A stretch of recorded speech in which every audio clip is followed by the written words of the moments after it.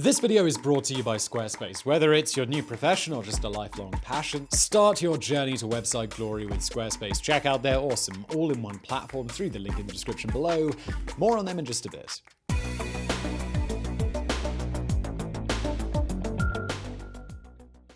In all of American history, there have only been two men who were both fathers of a president and the president themselves. The former was founding father John Adams. The second was George H.W. Bush. A decorated Navy pilot and former head of the CIA, Bush was perhaps the most qualified man to ever occupy the Oval Office. At the moment he was elected president in 1988, he became the first VP to move straight into the job without his predecessor dying or resigning since Martin Van Buren in 1836. For contemporary politics watchers, it looked like Bush could become a president almost as great as his old boss, Ronald Reagan.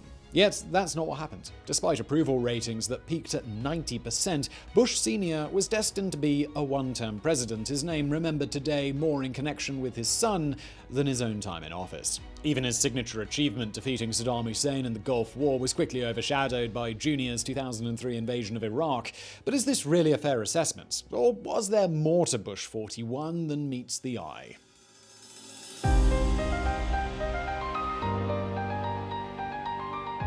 If anyone could have seen the boy that morning, they would have been certain he was about to die. He was sat on a tiny raft adrift in the Pacific. Blood flowed down his face from a nasty gash. Red welts from jellyfish stings burned his limbs. Every few minutes, the pale, shaking boy would vomit, bringing up yet more seawater. His crewmates were dead, killed when the guns brought his plane down. And now they were coming for him too. As the boy weakly tried to paddle against the tide, he could sense them. The boats were getting nearer, the boats carrying the soldiers who torture him to death like they had the others. It was a fight for his very life, one any independent observer would have concluded that the boy was destined to lose. But destiny had other ideas. The path that led to George Herbert Walker Bush nearly dying that bright Pacific morning began 2 decades earlier on June the 12th, 1924, when he was born into New England royalty. And we mean that almost literally. His investment banker father, Prescott Sheldon Bush, claimed he could trace his lineage all the way back to a sister of King Henry VIII. In short, the family George became a part of was the epitome of the wealthy East Coast elite. That meant an early life of privilege, of being educated at exclusive boarding schools. But this wasn't the kind of brash elitism you might see today. The family was old-fashioned rich, the type for whom volunteering and charity work were as important as attending the country club. As an adult, Bush would live by the motto that there could be no definition of a successful life that does not include service to others. Still, that didn't mean he couldn't enjoy living in the 1%. Bush's first 17 years passed in a haze of genteel dances and successes on the sports field, so much so that he even considered becoming a professional tennis coach. But then something happened that would change not just his life, but the lives of everyone in America: the bombing of Pearl Harbor. The USA's 1941 entry into World War II caused an upswell of patriotism that even the ultra-wealthy weren't immune to. The day he turned 18, Bush enlisted to help fight the Japanese. He'd quickly earn his wings, becoming the Navy's youngest pilot. By now, he was an athletic young man with a sweetheart, Barbara Pierce, a descendant of the 14th president who had met at a country club dance. It was clear that if Bush survived the war, he was going to come back and marry her. Sadly, that was a pretty big if. About a quarter of all US fatalities in World War II were airmen, with 100,000 losing their lives in the war's inferno. George Bush was nearly among them. On the 2nd of September 1944, the future president was on a bombing run above Chichijima when the Japanese shot him down. He bailed into the ocean, cracking his head on the plane's tail as he fell. It's here that we found him, in our cold open, weak and adrift and close to death, while the Japanese tried to capture him. Instead, after hours at sea, he was finally rescued by a US submarine. Of the 9 men shot down during the Chichijima bombing run, Bush was the only survivor. The other 8 were captured, tortured to death, and beheaded. There's even evidence that Japanese officers ate parts of their bodies. Although Bush wouldn't find out how close he came to this gruesome fate for decades, he still had trouble figuring out why. Why had he been the only one spared? He finally concluded, there's got to be some kind of destiny, and I was being spared for something on Earth.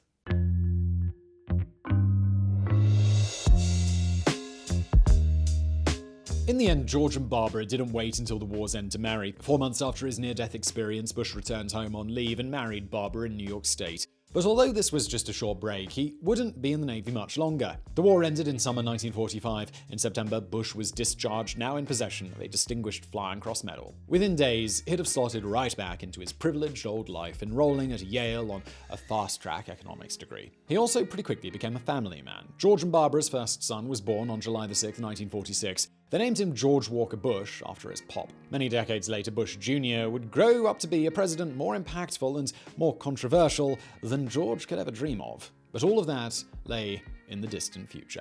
For now, Bush graduated from Yale, then moved the family to Texas, where he planned to strike it rich in the oil industry. It would be in Houston that the former pilot finally made his move into politics. At the time, Texas was a mostly Democratic state that had nonetheless turned red for Eisenhower. Perhaps sensing an opportunity, Bush began working for the local branch of the Republican Party, eventually becoming its chairman. By 1964, he was popular enough among the grassroots to chance a run at the Senate. 12 years earlier, his dad, Prescott Bush, had managed to win a seat as a GOP senator for Connecticut, and it seems likely that Bush was trying to match his old man. Unfortunately, he chose the wrong election to start with. 1964 was the year the Lone Star State's own son, Lyndon B. Johnson, not only ran for president, but ran against a weak Republican opponent less than a year after the assassination of JFK. The Democrats absolutely crushed the opposition. In Texas, Bush might as well have just spent the entire campaign on the golf course for all the good it did him. Still, Bush was a guy who learned from missed opportunities. When he ran for the House 2 years later, he ran as a staunch moderate, one who highlighted his devotion to Texas. This time, it was enough. On January 3rd, 1967, George H.W. Bush entered Congress for the first time. It was the start of a political career of wild ups and downs. While other presidents like Lyndon Johnson hit the ground running the moment they entered Congress, Bush managed to couple nearly every success with an abysmal failure. He won 2 terms in the House, for example, but again failed to enter the Senate in 1970. On the other hand, his reputation as a moderate caused Nixon to name him the ambassador to the UN. On the other hand, and yes, I'm aware we're up to too many hands now, Bush would turn out to be a crappy diplomat, achieving very little in those 3 years. But the epitome of his seesaw luck came in 1973. That year, Nixon made Bush chairman of the Republican National Committee, a powerful post. Unfortunately, he did so the same year the Watergate scandal really broke, which meant Bush spent his time in the RNC, publicly defending a corrupt and vindictive president. With dogged loyalty, Bush went to bat for Nixon right up until the smoking gun tape was released. By the time he cut Nixon off 3 days before his resignation, Bush had been so tarred by the scandal that he stepped down from his own position. It looked like he might never work again. But scandals are funny things. What seems utterly explosive one year can be completely forgotten by the next. By the end of the decade, Bush wouldn't have just returned to the corridors of power, he'd be poised to enter the White House. Now, you might not be poised for a run for president, but you could run your own website thanks to our friends at Squarespace. Now more than ever, people are getting creative with their time. They're reaching deep into their savings accounts to start that new business or launch that new blog to share opinions with friends and neighbors. The world really is yours, and Squarespace is the perfect web tool to help you fashion it into whatever you want it to be. It's the platform to use when you're ready to get started on that next web project that you've been thinking about. Are you looking to get in and out quick without thinking too much about what your website's going to look like? Well, absolutely, just use one of their templates to make a website that's fresh and for you. Or maybe you're more of a hands-on person and you've got lots of opinions and ideas about exactly what your site should look like. Squarespace gives you all the customization options you could ever want, with no updates, no patches, no technical BS to worry about. Once you're done setting up your website, tinkering with the design if you're so inclined, or maybe playing around with the colors, there are so many extra features that Squarespace provides so that your website can thrive. Email campaigns, patronage portals, social integrations, member-only areas, analytics, commercial options, 24/7 customer support. There's a whole lot of stuff in there. It's all in one place. So when you're ready to get started on that next project of yours, big or small, if it involves a website, it's got to be with Squarespace. Right now, you can go to squarespace.com for a free trial, and when you're ready to launch, go to squarespace.com/biographics to save 10% off your first purchase of a website or a domain. And let's get back to Washington.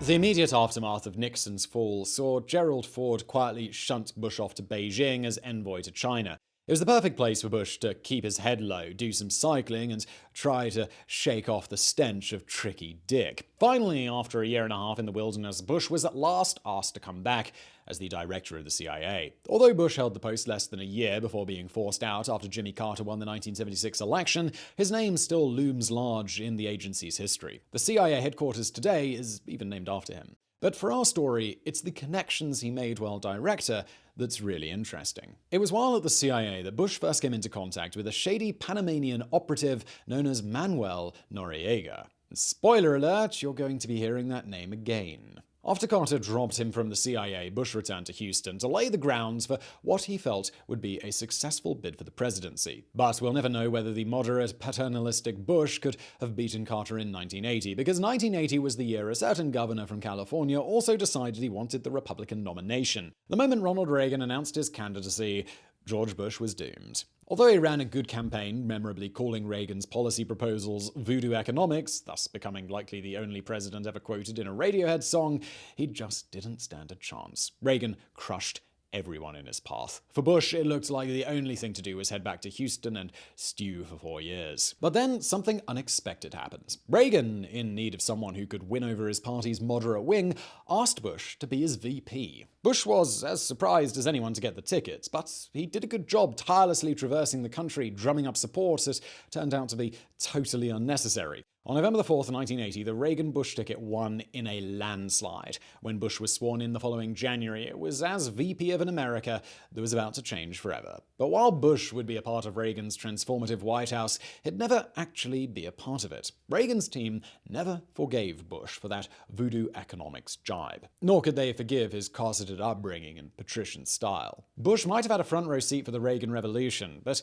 he'd only ever be a spectator. One good for sending to meet foreign heads of state, but kept firmly away from the levers of power. Still, being out of the loop sometimes had its advantages. And if you've not heard of Iran-Contra, just know it was the Mueller investigation of its day, and it was a scandal that dragged on and on until it was seemingly all anyone could talk about. Erupting in Reagan's second term, the scandal involved White House staffers illegally selling arms to Iran and then using the profits to also illegally fund right-wing Contra rebels in Nicaragua. And no, two illegal things do not make a legal thing. When the scandal broke, a special prosecutor was assigned. Eventually, 11 people close to the White House would be convicted for their roles in it. But not George H.W. Bush. Despite rumors that the deal had only been possible thanks to his CIA connections, Bush insisted that he'd been out of the loop and knew nothing, a not implausible scenario given his unpopularity with Reagan's team. It was only much later that a diary entry of his was unearthed reading, "I'm one of the few people that know fully the details of Iran-Contra. It is not a subject we can talk about." Regardless, Bush survived the scandal to finish his second term as Reagan's VP. But he wouldn't be content to leave office alongside his old boss. Back in 1984, the second Reagan-Bush ticket had won one of the greatest landslides in US history, comparable to FDR's victory in 1936. Who was to say that leaving Bush on the ticket, now as the headline act, wouldn't result in another Republican win? Although no VP had gone straight to being elected president since Martin Van Buren in 1836, Bush was certain that he could pull it off.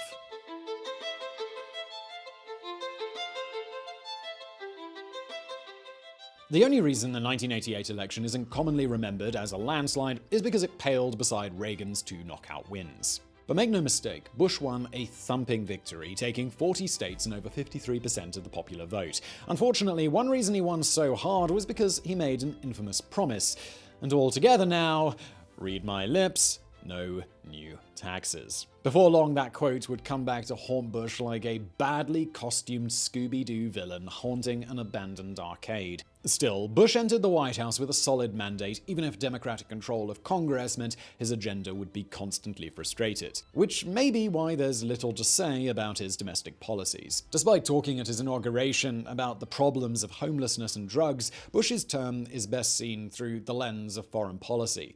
The reason? The moment he entered the Oval Office, the world went absolutely nuts. The first major flare-up came in April of 1989 as protests broke out in China, with up to 1 million students flooding Beijing's Tiananmen Square to demand change. On the 4th of June, the CCP called in the military, who dispersed the crowd. Dispersed here, meaning they murdered hundreds of people. As the world condemned China, Congress demanded action. But Bush, believing a strong relationship with Beijing was essential to American prosperity, only imposed limited sanctions. The weak response was seen as characteristic of the overly cautious president. But there'd been nothing overly cautious about his response to the next international crisis. Since 1983, Bush's old CIA buddy, Manuel Noriega, had ruled Panama as an effective dictator, with a sideline in drug trafficking. Initially Initially, the US tolerated him because he had anti-communist credentials, but by 1989, Noriega was in business with the Sandinistas, leading to the CIA cutting him loose. When Noriega annulled Panama's election in spring that year, they began actively plotting his overthrow. Then, Panamanian soldiers killed an off-duty US serviceman on December the 16th, and all hell broke loose. Bush authorized Operation Just Cause on December the 17th. 3 days later, the largest US troop deployment since Vietnam invaded Panama. In the fighting, somewhere between 500 and 1,000 Panamanians lost their lives, mostly civilians, against just 26 Americans. Noriega fled into the Vatican embassy, where US forces blasted loud music and flashed bright lights at the windows until the former dictator surrendered on January the 3rd, 1990. While the invasion of Panama was seen as a victory in the US, it was globally condemned. In Panama, they're still uncovering mass graves containing civilians killed in the battle. But before Noriega was even captured, Bush's attention was being forced elsewhere. On November the 9th, 1989, the Berlin Wall came down, the most visible sign of communism's collapse across Eastern Europe. Mindful of antagonizing the Soviets, Bush chose to play the event in the most muted way possible, merely telling a reporter, "I'm very pleased." At the time, this was seen as yet more evidence that Bush had a spine as limp as a creepy handshake. But today, most agree that he played things well. Rather than gloat and risk a communist backlash, Bush was content to stand back and watch the whole edifice come tumbling down with just a quiet smile. When he did play a part, it was often an unglamorous but essential one. It was Bush, for example, who's credited with making German reunification a reality in the face of hostility from US allies like Britain. Not that his role in the ends of European communism was always successful. In 1991, Bush tried to stop the USSR's republics from becoming new countries, culminating in a speech he gave in Kiev calling the Ukrainian desire for independence suicidal nationalism. It was such a tone-deaf, wimpy comment that it's gone down in history as the Chicken Kiev speech. By and large, though, Bush handled the Soviet collapse well, signing a non-aggression pact with Gorbachev in November 1990 that effectively ended the Cold War. Yet even this wouldn't be remembered as his signature foreign policy achievement. For that, we'll have to look to a nation that has spent decades as a thorn in the side of American politics. You guessed it, it's time for us to talk about Iraq.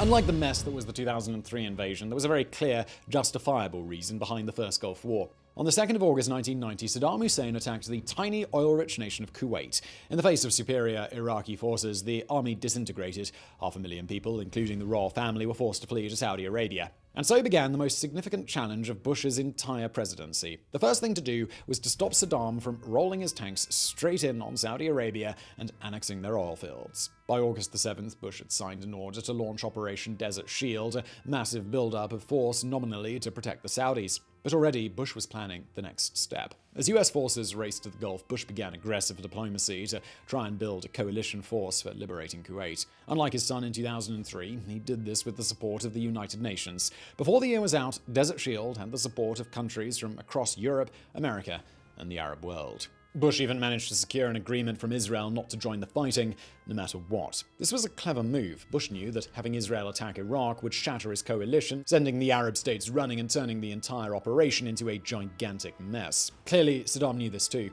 When the fighting began, he'd fire Scud missiles into Israel, killing civilians and deliberately trying to provoke a response. But Bush's agreement with Israel would hold, and Saddam's last chance to divide his enemies would evaporate. As the clock ticked nearer to the UN-imposed deadline for Iraqi withdrawal from Kuwait, Bush sought approval from Congress to fight a war. On January the 12th, 1991, they narrowly voted in favor. Despite this, there was concern that the fighting would kill tens of thousands of Americans, that Saddam would unleash chemical or biological weapons on the invaders. Instead, it was one of the most one-sided wars imaginable.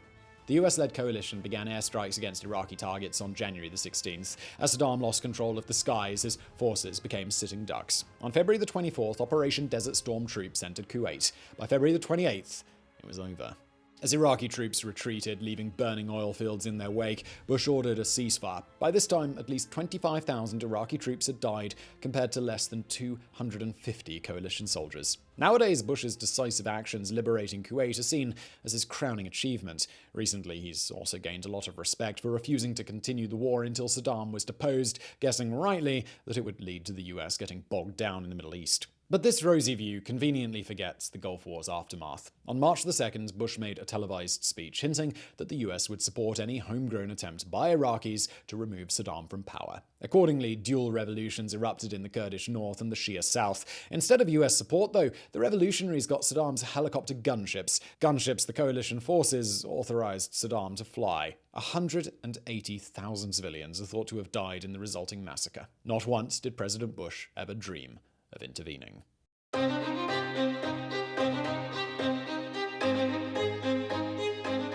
In the aftermath of the Gulf War, it looked like Bush might be on course for a second term. With just a year and a half till the election, his approval ratings were around 90%. It also had a couple of domestic wins, passing the Americans with Disabilities Act, outlawing employment discrimination against the disabled, and ushering through the Clean Air Act. Sure, there were occasional goofs, like that time he passed out and vomited on the Japanese Prime Minister, but it wasn't career-ending stuff. No, it would be a budget act and a recession that did that. Let's start with the budget. In 1990, Bush and the Democrat-controlled Congress worked together to pass the Omnibus Budget Reconciliation Act. Desperate to get the deficit down, Congress demanded tax hikes, which Bush reluctantly signed on to. At the time, it must have seemed like the president could ride out the storm, but no matter how annoyed his right wing got, they'd stick with him over any Democrat at the next election. I mean, it wasn't like a common-sense populist was about to launch a massively successful third-party candidacy disillusioned voters could turn to, or anything like that, right? Still, it's possible Bush could have survived breaking his no new taxes pledge had it not been for the recession. Although it was technically over by 1992, the early 90s recession resulted in unemployment that was still rising as the election approached. Combined with the tax hikes, it created a perfect storm of discontent among both America's haves and have-nots. It was into this storm that George Bush's executioner strode. William Jefferson Clinton was an Arkansas governor with an affable charm and a knack for appealing to blue-collar voters who ran a campaign focused on the faltering economy. Ross Perot, on the other hand, was a brash populist running as an independent and advocating for sweeping change. Combined, they ate away at Bush's support from the left and the right until his entire platform came tumbling down. On November 3rd, 1992, the hammer finally fell. Bush pulled in an atrocious 37.4% of the vote, way less than even Jimmy Carter had managed in 1980. Not that Clinton did much better, though. Although he dominated the Electoral College, Clinton picked up a mere 43% of all votes cast. The rest went to Ross Perot. For the rest of his life, Bush would privately blame a combination of Perot and media bias for losing him his second term. When he left the Oval Office in January 1993, Bush became one of only 3 presidents since World War II not to win re-election. Although he's since been joined by another, it was still a very lonely club. One of his last acts before stepping down was to pardon everyone involved in Iran-Contra, a hugely controversial decision that pissed a lot of people off. That done, his single term over, Bush returned to Houston and quietly retired from politics. Unlike most ex-presidents, he didn't do any speaking tours, didn't try to stay politically active beyond the odd charity fundraiser for disaster relief. Even when his son became president in 2000, Bush did little beyond note that he was very proud of his boy. George H.W. Bush finally passed away on November 30th, 2018, just months after his beloved Barbara died. He was 94. Today, the 41st president's tenure is probably remembered as little more than a gap fill, a breather before the Clinton years, a Reagan tribute act without the great man himself. While fans will point to his foreign policy achievements, it's worth remembering that even these come with qualifications, as the dead in Panama and Iraq would attest. So what then is left to say about the 41st president? Well, he was undeniably a decent person, a true gentleman who believed in charity and supporting others. Perhaps more remarkable from a modern perspective, though, is that Bush is the last president that both sides have considered legitimate. Think of the 90s Republicans who claimed Clinton was a murderer who Perot swung the election, or the 2000s Democrats who insisted Fox News had rigged Florida for Bush Jr. Consider the birther movement Obama faced, the accusations of Russian meddling under Trump, the Stop the Steal campaign that physically tried to stop Biden's win from being certified. Since George H.W. Bush departed office in 1993, American politics has become much more poisonous, much more polarized. The idea that conservatives and liberals alike could agree a president legitimately won his election seems like a bit of a depressing fairy tale now. In the end, perhaps that's the most interesting thing about the Bush presidency seen today. How it represented a different time, one in which a decent man could try to do his best as leader and have both sides respect him for it. So I really hope you found that video interesting. If you did, please do hit that thumbs up button below. Don't forget to subscribe, and as always, thank you for watching.